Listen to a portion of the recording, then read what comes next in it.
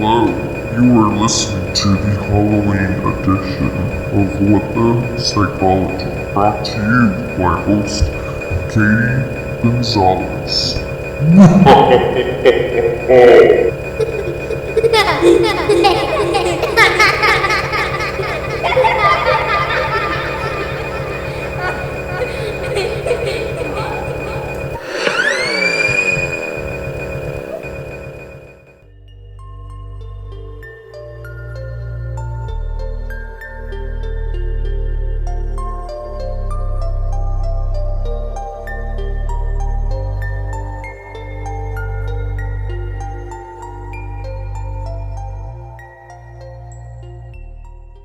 Hello, hello, hello, my beautiful friends. I hope that you are just as excited as I am about Halloween. It is actually one of my favorite holidays, regardless of its origins and stuff. As I've told you guys, we have had some company over, and last night we did some pumpkin carvings, and yeah, I'm excited because this is the first year that we will have trick-or-treaters, the first Halloween in our house.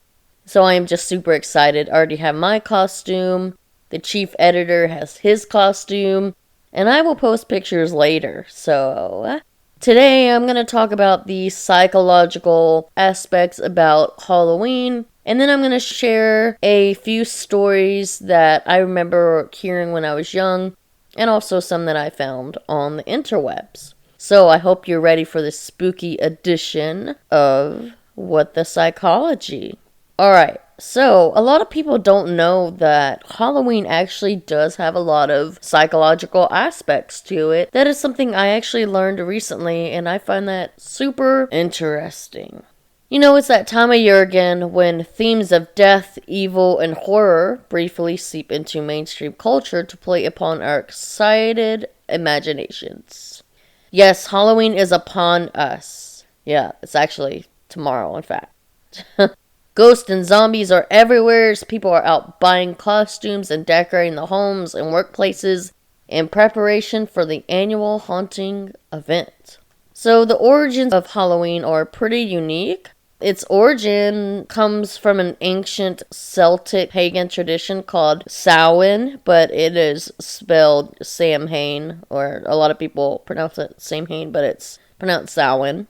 It was celebrated approximately halfway between the fall equinox and winter solstice on October 31st. It marked the beginning of the darkest and toughest season. Bonfires were lit to appease the gods and the spirits that were believed to cross over to our world more easily during the dark season. Also, people thought that the souls of their ancestors visited them and needed welcoming feasts. The celebration of Samhain included walking from door to door in costumes, reciting verses in exchange for food. In the 9th century, Samhain was turned into the Christian celebration of All Saints and then All Souls Day. Eventually, Samhain and All Souls Day pretty much merged to create our Halloween, which is a horrifying display of skeletons and ghosts, which is usually for kids. But, you know, some of us adults, especially those that are really into true crime, this is kind of our time to really let our hair down. I know I definitely do. My husband's not too much into Halloween, but I always have been, so I'm just I'm so in it. Now, the fact that many people love to scare others and to be scared is not new. For ages, people have been trying to find ways to frighten others by jumping out from behind doors, using surprise stunts and gimmicks, wearing creepy makeup, and writing haunting messages on mirrors in order to stir up fright. The popularity of horror movies, video games, books, and television shows is a testament to just how much people enjoy toying with the idea of mortality. Very, very true. So now, have you ever asked yourself, what is it about this morbid, creepy, and spooky time of the year that we enjoy so much? In examining why people enjoy the Halloween time of the year, let's start by asking why people like to be frightened. Now, we talked about this in the beginning just a bit. And as we've talked about stress and the limbic system and our fight or flight systems in the past, when we are scared, we experience that fear response, but it does go away quickly. It's not like chronic stress, it's more of a acute stress. It's there and then it goes away. And you experience all of the symptoms like heart palpitations, maybe trembling, maybe sweaty palms. And also anticipation plays into it, especially if you're like watching a horror film or you're walking through a haunted house. Halloween, it does play on our fears and our fantasies. We craft haunted houses and scary decorations to evoke particular emotions. We choose our costumes to reflect something about the kinds of people we are or want to be. Edgy, sexy, funny, clever. For children, Halloween is an experiment in delayed gratification and negotiation. Which candies to eat now, which to trade, which to save. And it's no surprise then that Halloween might reveal interesting features of human psychology. But you actually might be surprised just what we can learn about it. In fact, there's a long tradition of using Halloween to shed light on the human mind and behavior. Consider 3 examples of clever studies that use this yearly event to uncover features of human mortality, belief, and allegiance. So there was a study that was published in 1976, and researchers observed over 1,000 trick-or-treating children as they visited houses in Seattle on the evening of Halloween. The researchers were interested in understanding the conditions that lead to, quote, uninhibited behavior. In this case, stealing Halloween candy or money.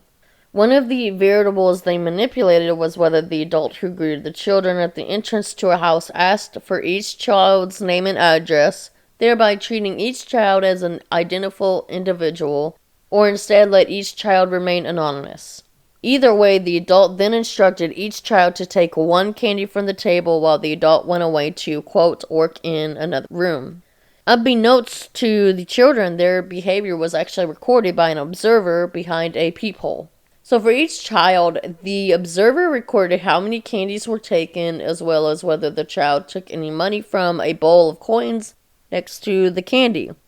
And take candy and money they did. About 30% of children took extra candy, money, or both. So the researchers identified several factors that did influence the probability that a child would steal candy or money. Thefts were more likely for children who remained anonymous, who were in groups rather than alone, remember, bystander effect, and who were not accompanied by an adult. There was also an important influence of peer behavior. Kids in groups were more likely to steal if the first child in their group did so. Bystander effect. Yeah, bystander effect. We talked about that already. So it's kind of cool to see that come back full circle. And so it is that the simple pleasure of trick-or-treating can reveal something about the conditions that support bad behavior. About 3 decades later, a study was published in 2004. 3 psychologists used Halloween to better understand how children differentiate fantasy from reality. In the study, 44 children heard about the Candy Witch at their child care center just before Halloween. The children were told that when invited to do so, the Candy Witch visits a house after Halloween to swap candy for a toy. Half the children also received, quote, evidence from the existence of the Candy Witch. They, quote, overheard their parents call the Candy Witch to arrange a toy swap, and the next morning they found that some of their candy had been replaced with a toy. Sounds kind of like the Tooth Fairy, except a tooth with money. Overall, 66% of the children claimed that the Candy Witch was real just after Halloween, with younger children, mostly 3-year-olds, more likely to do so than older children, mostly 4 and 5-year-olds. However, the older children were more sensitive to the presence or absence of evidence. Those who received evidence were often fooled. Those who did not were more skeptical. These findings challenge the idea that children are indiscriminately gullible. Levels of belief were quite high, but many children were never fooled, and the older children were appropriately influenced by the presence or absence of additional evidence. As a final example, consider a paper that was published. It was by two economists. They reported the results of Halloween experiments used to assess children's political preferences before the 2008 and 2012 presidential elections. To do so, they set up 2 candy tables at a house in a liberal neighborhood of New Haven that attracts many trick-or-treaters. One table was decorated with Obama campaign props, the other with campaign props for either McCain in 2008 or Romney in 2012. When children arrived to trick-or-treat, they were given one of 2 choices. Half the children were told they could go to the Obama table or to the McCain-Romney table, and that they would receive the same amount of candy at each table. The other half were told that they would receive twice as much candy at the McCain-Romney table. The researchers were interested in how children would choose in the first case, but also whether extra candy would be more enough to sway their choice. In both years and in both cases, a majority of the 479 participants chose the Obama table. In 2008, 78% of children chose the Obama table when the candy payouts were equivalent, and 71% did so even when the McCain table offered more candy. In 2012, 82% chose the Obama table when the payouts were equivalent, and 78% did so even when the Romney table offered more candy. Now, these results suggest a pretty robust political preference, even among young children, some as young as 4. They also suggest that a candy incentive wasn't enough for most children to switch their preference. Interestingly, though the older children, ages like 9 and older, were more willing to shift their choice for greater candy. It's unclear whether this reflected a weaker political preference or a better appreciation for the extra value of the candy.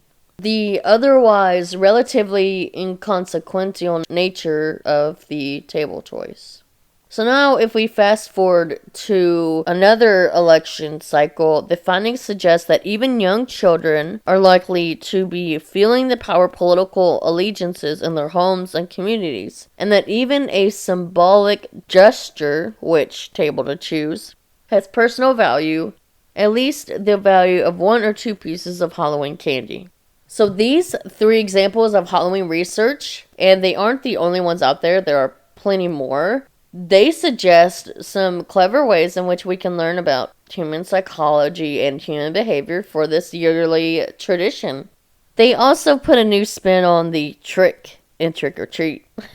You might just think twice about what's governing your choices and beliefs this Halloween, just in case the trick is on you. So that is also pretty interesting. And if you remember our Freud episode when we talked about the id, ego, and superego, Halloween is actually a strong outlet for people's id, which the id is the impulsive, pleasurable, dark side of our personalities and human nature, but in a carefully conceived, socially sanctioned way. At least in Freud's theory. Because, the themes of Halloween are certainly morbid and scary, everything from ghosts to vampires and monsters, and gory, bloody skeletons is fair game when decorating otherwise placid neighborhood homes. Horror movies stream online all October, and pop-up shops are bursting at the seams with cheap plastic forms of macabre merriment. Trick-or-treating is the child-friendly, distilled essence of a holiday that ultimately helps humans cope with the omnipresence of death and the fears and anxieties associated with death. So this holiday kind of gives people permission to openly express and address their feelings and concerns about death and fear itself in a more playful manner. The more ghoulish and gory the sights, the more even otherwise buttoned up folks clap their hands and adore them. The traditional Halloween costumes allow people to play act other identities, often with humorous, satirical, spooky, or sexy intent. Kind of like what I said before. The effect of these activities, they break down conventional social norms and boundaries for one day, and it's usually with entertaining results. Halloween parties and events, especially in cities, can be full of festive memories with strangers, happily chatting or complimenting each other's costumes, and laughing at the ingenuity or absurdity. There is also an element of sublimation and fear exposure. So, this is kind of like what I talked about when I mentioned haunted houses and like scary movies. People play acting things that are dark and horrifying. They can help to defang those horrors. It is sort of a festive roleplay where one can reenact frightening things on one's own terms and in turn feel more empowered against those things. The ability to author and control your expression of fear can lead to a feeling of relative safety. You can reduce genuinely awful events to silliness and tongue-in-cheek dark humor. So, remember in the very first episode, man, it seems like it's been a while, when we talked about phobias and we talked about different methods to overcome those? Well, this is definitely one because it's more of like a desensitization. Because you are replacing something that's very anxious or very fearful and you're putting it in a more relaxing state. Halloween is a good time for us to desensitize our own fears, our own phobias, our own thoughts, things that we would typically be terrified of. For example, like in Halloween decorations, sometimes you see, not even sometimes, but you'll see spiders, bats, skulls, graveyards, and more. Maybe snakes, like rats, things that people typically have these phobias of. And there is plenty of neurobiological evidence and research that specific phobias can improve after extinction of the fear sensitization pathway that triggers our evolutionary fight or flight response systems. So by swarming ourselves with cartoonish and exaggerated images of these phobia-triggering phenomena, we may all be participating in a form of mass fear extinction therapy. Now, not everyone can or should minimize the genuine impact of traumas from death, murder, and other terrible events. Sometimes Halloween can become perhaps too flippant and too disassociated from what it mocks. So, for example, some people can't tolerate extremely gruesome or ultra-violent horror movies. Genuine violence towards others is not something to be sanitized or condoned. Desensitization to the point of emotional numbing can be counterproductive to facing our traumas and fears as well. But Halloween only lasts for a brief time. Once a year, and in the right context, it can be relatively safe and fun outlet for people to release and share what we all have in common. Our ongoing struggle to survive against difficult situations and our common vulnerability as human beings. So now, on the other hand, Halloween is also a celebration of our imagination and willingness to suspend our belief and dance with our neighbors and our friends. Don't let this dark part take away your lightheartedness, because when you are not busy enjoying yourself and when you are not clinically depressed, what can you do to be brave and jump right into the fire of life? Ever thought about that? If you think about it, Halloween does provide us with opportunities to safely explore our fears through social bonding. So many of us, we will participate while watching a scary movie together, going to a costume party, taking our kids trick-or-treating. If the reactions of other people can help enhance one's own enjoyment of horror movies and scary activities. Additionally, when we are scared, our bodies react, of course, fight or flight. And when people share a spooky story or spine-chilling experience, they may feel closer to each other because of the release of a hormone known as oxytocin. And that has actually been found to intensify memories and facilitate social bonding. Of course, many hormones are released when you have that fear response. It can be cortisol, adrenaline, but also oxytocin, which that can be good and bad. It really depends on what is going on. But in this sense, it's a positive thing. Another thing is that in addition to our desire for social connectiveness, our personality factors may also impact our reactions to fearful situations. So there has actually been a review of research into how empathy influences people's reactions to graphic horror films, and has discovered that individuals with high levels of empathy who share the distressing emotional responses of others are less interested in frightening, violent movies, regardless of the film's outcome. I could agree to that because for me myself, I'm not really a big horror film fan. I like Halloween themed movies that aren't scary, like stuff that we would watch when we were kids. And I'm a highly empathetic person. But I also don't mind listening to other podcasts that have like gory details and things like that. But I guess it's the actual visualization of it that I don't really like. Our brains, they actually do enjoy being scared, which is why Halloween is so much fun. When we are watching a scary movie or visiting a haunted house, we know that we are safe and free from risk. This allows us to enjoy the experience and get a rush of adrenaline and release of endorphins and dopamine in the process. Because those situations we know we're in like a safe space, we can experience it without being in actual harm's way. That's what makes the experience more enjoyable. Now, if you're in an actual real situation where you're like faced with a murder with a knife or something, that's completely different, but this is why we talk about Halloween in this context, because even though there are things that are frightful, our brains can enjoy a little bit amount of stress, and we know that we're safe in the usual instances, and so it's actually okay and pretty healthy and can be exciting. You know, people have always had a fascination with the macabre and demented.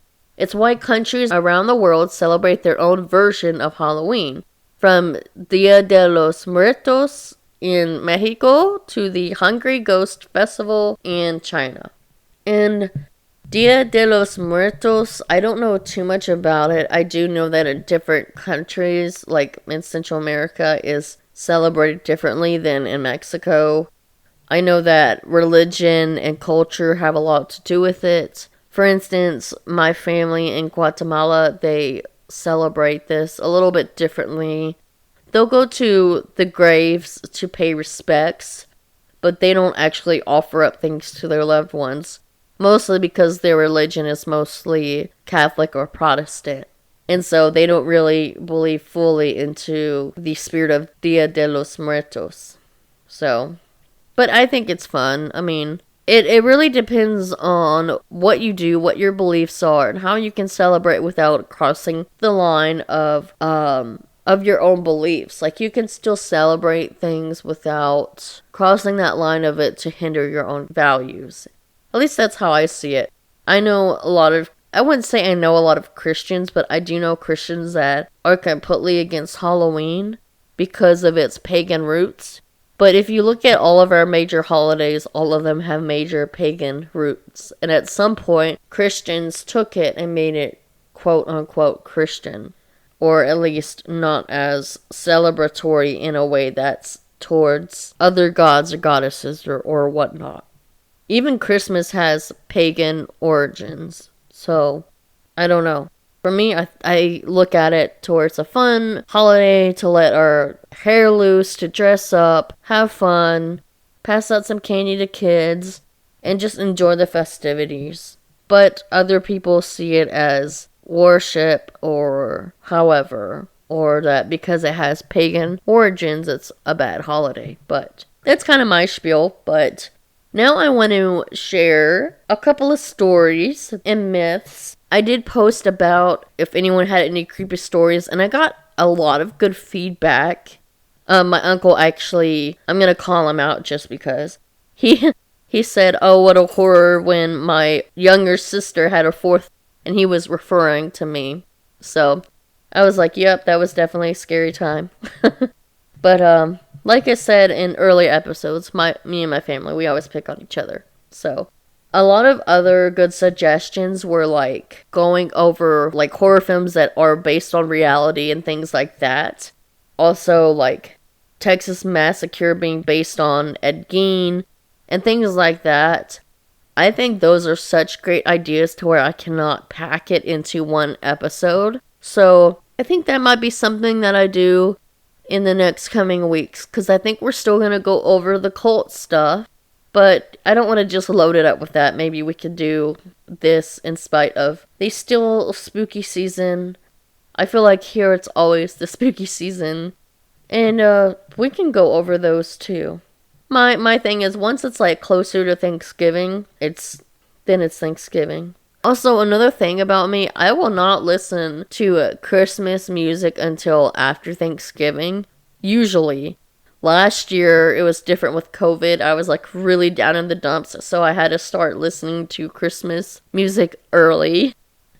But I am very much a person who is very celebratory of every holiday that I enjoy. I enjoy Halloween, I enjoy Thanksgiving, and I enjoy Christmas. But I'm like, every holiday has its time and place. I will walk into a store and I get so angry that there's already Christmas stuff up and it's not even Halloween yet. I get so frustrated. But I also get it. People do want to get things early. I also might do a little bit of shopping, like Christmas shopping early, but getting into the spirit of Christmas, I don't do that until day after Thanksgiving. Day after Thanksgiving, that's when we redecorate, Christmas tree goes up, but not until after. So that's just a little tidbit about me.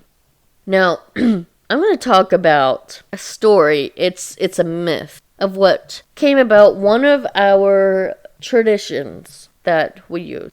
And it's cool because it's an Irish myth, and I have a little bit of Irish blood, so that's really cool. So, there's an Irish myth about a man named Stingy Jack.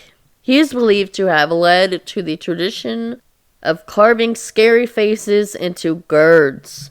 According to the legend, Jack tricks the devil into paying for his drink, and then traps him in the form of a coin. The devil eventually takes revenge, and Stingy Jack ends up roaming Earth for eternity without a place in heaven or hell. Jack does, however, have a lighted coal which he places inside a carved turnip, creating the original jack-o'-lantern.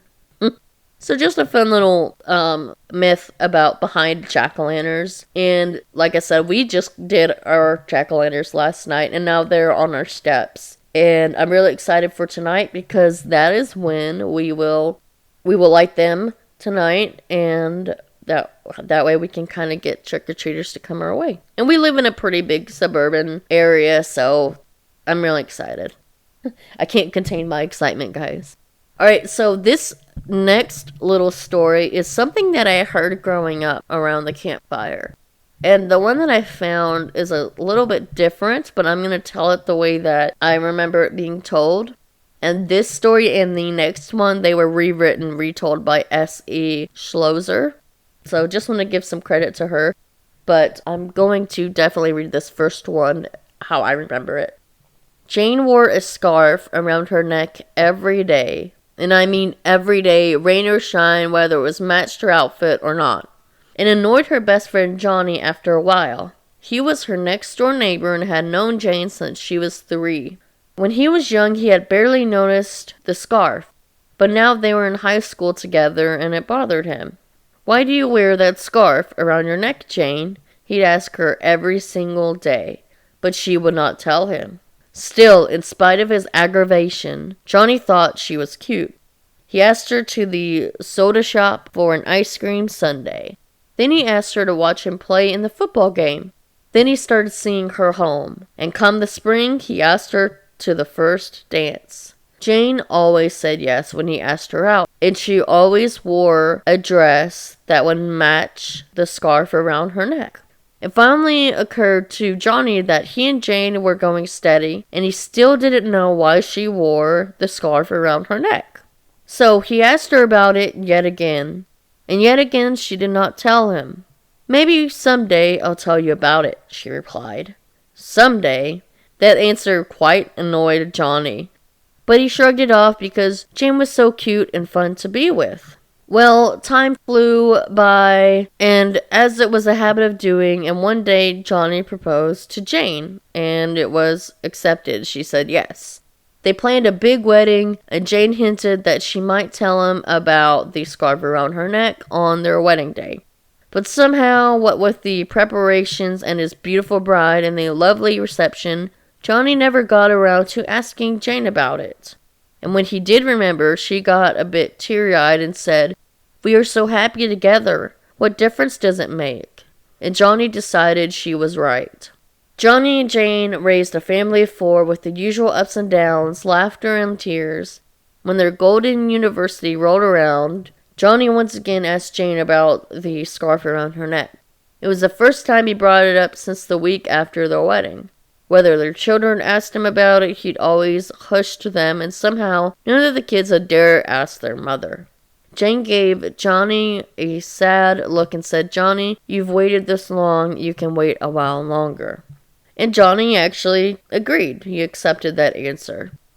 It was not until Jane was on her deathbed a year later that Johnny, seeing his last chance slip away, asked Jane one final time about the scarf she wore around her neck.